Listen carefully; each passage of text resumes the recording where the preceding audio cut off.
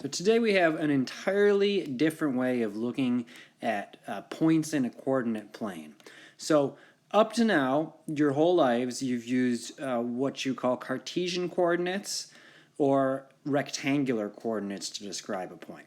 And rectangular coordinates say, okay, you go over by a distance of x or a displacement of x, because x can be negative, and then up or down by a distance of y, and then you label your point, which we're calling p, x comma y. So polar coordinates are different. So here's how we do it. Instead of using x and y, we're going to use r and theta. And here's how we define r and theta. R is going to be the distance from our point xy to the origin. So that's the length of that, right? So R is just the length of that line.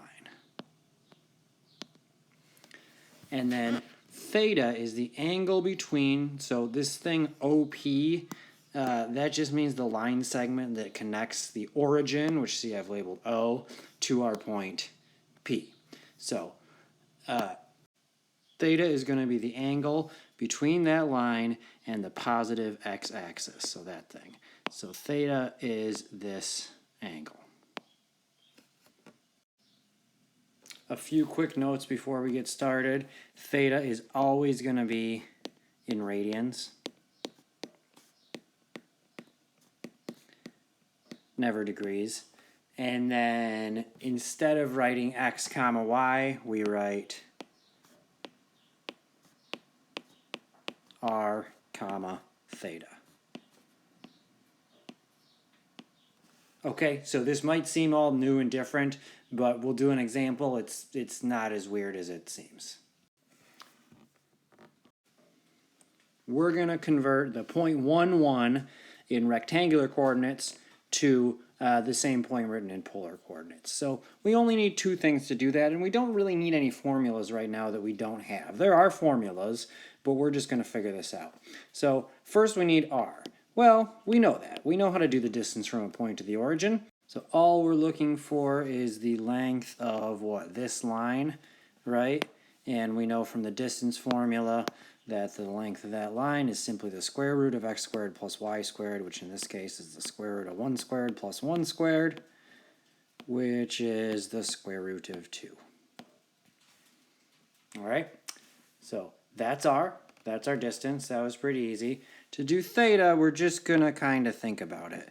So the point 1, 1, just picture the unit circle. The point 1, 1 is halfway between like the x-axis and the y-axis.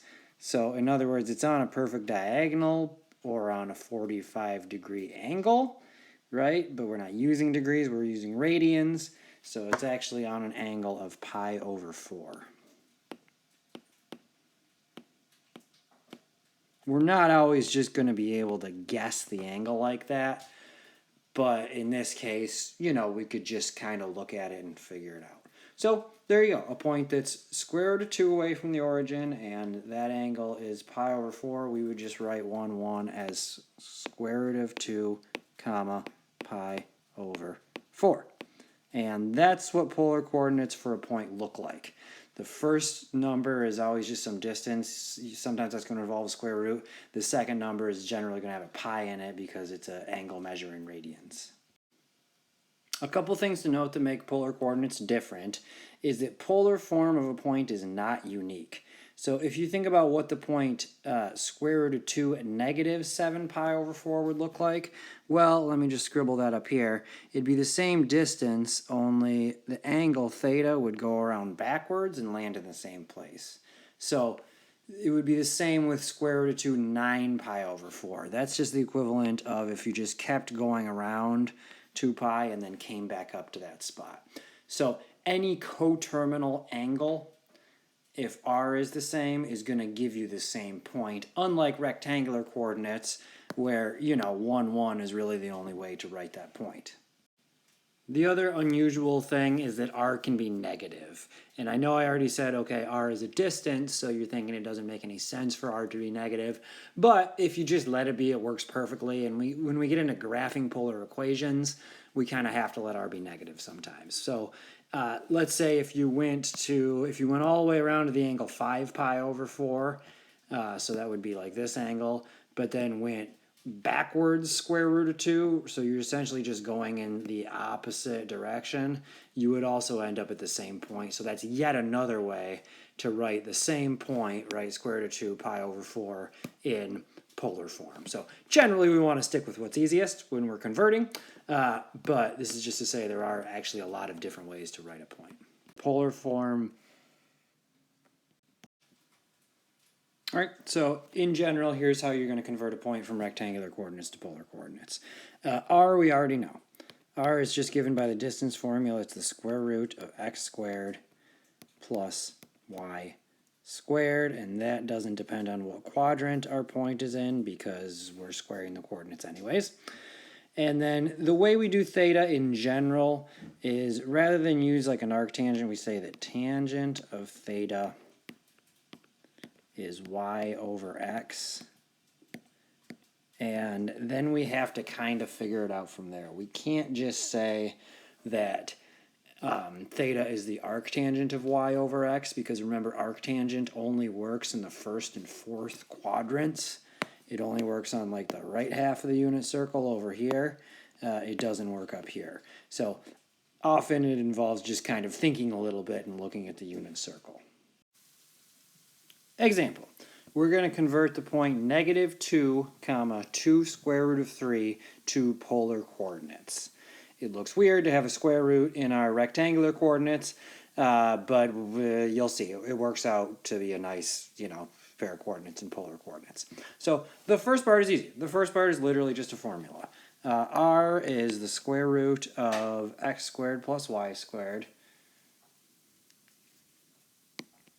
which is the square root of -2 squared, don't forget the parentheses, plus 2 times the square root of 3 squared.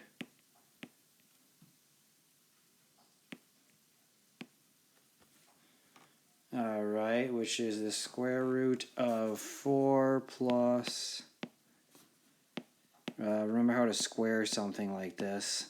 You just square them both. So 2 squared is 4, square root of 3 squared is 3.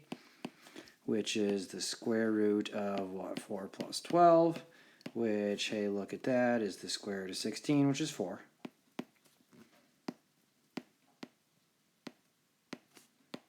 All right, so that's our R. That worked out well.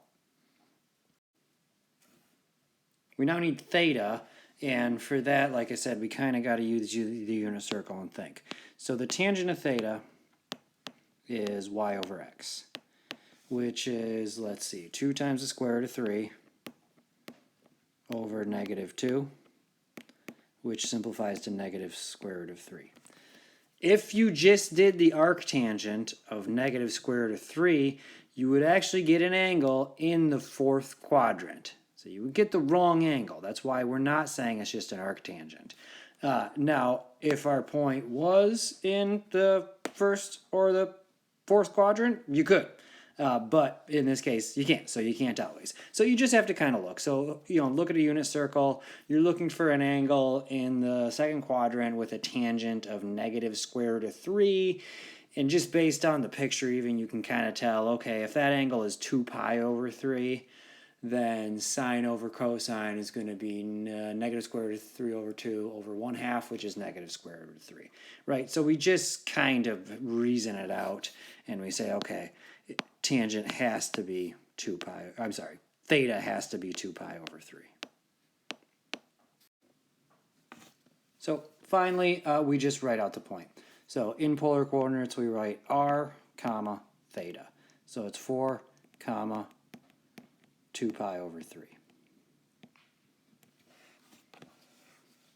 Okay, so that's it. So the polar coordinates for this point here, -2, comma, 2 square root of 3, are 4, that's this distance, comma, 2 pi over 3, which is this angle.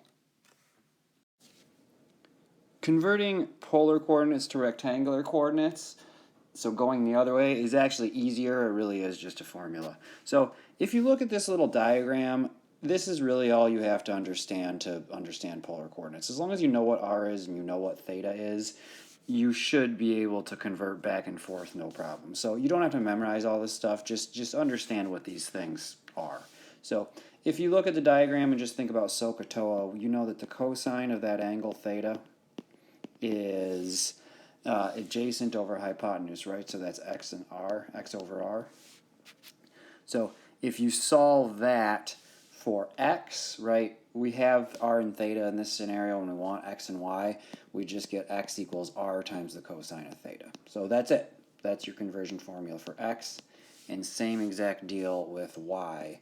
Sine of that angle theta is opposite over hypotenuse, so y over r. This should remind you of the point in the plane definitions, and that means if we solve that equation for y, we get y equals r times the sine of theta. So that's them. That's the formula for y. That's the formula for x. And here's an example. We're going to convert the point 4 negative pi over 6 to normal rectangular coordinates. It should be clear from context that this is a point in polar coordinates. Why? Because the second coordinate has a pi in it. So 4 is r, and negative pi over 6 is the angle. That's theta. If it's not clear from context, just ask, but at least the picture should at least make it clear. So like I said, it really is just a formula. So x is r times the cosine of theta. So x is 4 times the cosine of negative pi over 6.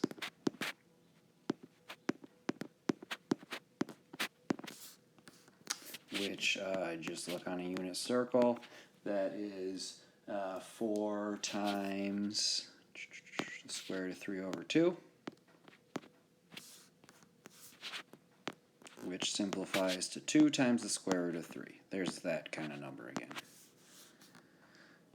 Okay, and the quadrant just takes care of itself because cosine is positive in quadrant 4, so the x-coordinate is positive, so you don't even need to think about that when you're going this way. So that's why I say this way is easier.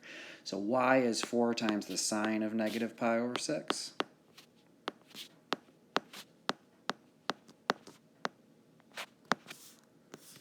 Which is, what, 4 times negative a half, which is negative 2. So that's it. The rectangular or Cartesian coordinates for our point here are just 2 times the square root of 3, comma, negative 2. That's a point in quadrant 4, and everything just works out fine. So that's all I'm really going to expect you to do with polar coordinates is convert points back and forth. And like I said, the thing I'm worried about, just understand this diagram. Understand what r is and what theta is. Theta can be negative, certainly. R probably won't be negative, but it could be. And then just having the formulas in front of you, just understand what you're doing as far as converting a point back and forth between polar and rectangular or the other way around.